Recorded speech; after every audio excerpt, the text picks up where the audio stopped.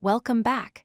Today we are tackling a fascinating tree problem often found in coding interviews, converting a binary search tree into a greater sum tree. This problem tests your understanding of tree traversals and the properties of BSTs. First, let's quickly review the core property of a binary search tree. For any given node, all values in its left subtree are smaller, and all values in its right subtree are larger. We will use this ordered nature to solve our problem efficiently. Here is our goal. We start with a standard BST. We need to transform it so that every node contains its original value plus the sum of all nodes that are greater than itself. As you can see, the largest node remains the same, but smaller nodes accumulate values from the larger ones. Let's break down the math. Take node 6. It is the largest node, so nothing is greater than it, its value stays 6. Now look at node 4. The only node greater than 4 is 6. So node 4 becomes 4 plus 6, which is 10. Finally, node 1.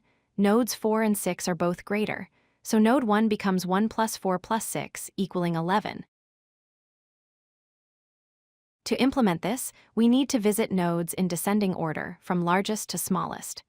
The standard in-order traversal visits left, root, right, giving ascending order. So, we simply reverse it. Visit right, then root, then left. We will maintain a running sum variable to keep track of the cumulative value. Let's trace the algorithm. We start by traversing all the way to the rightmost node, which is 6. This is the largest value. Our current running sum is 0.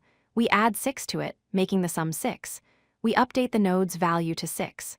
Effectively, the largest node always remains unchanged in this transformation.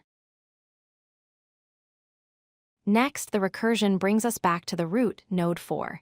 We take our previous running sum, which is 6, and add the current node's value, 4. The new sum is 10. We update the root node to this new value, 10. Finally, we move to the left child, node 1. Our running sum is currently 10. We add the current node's value of 1, resulting in 11. We update the node to 11. The entire tree is now transformed. Here is the implementation in Python. We use a class variable called total sum to store the cumulative value.